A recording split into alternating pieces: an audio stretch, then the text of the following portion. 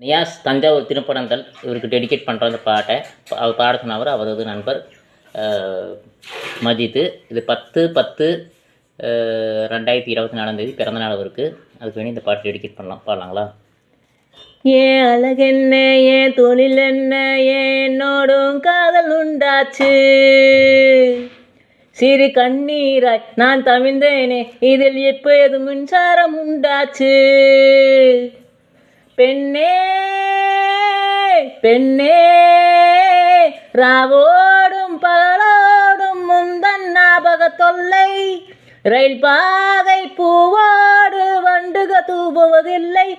இது சரியா தவா என்பதை சொல்ல சாஸ்திரத்தில் இடமில்லை.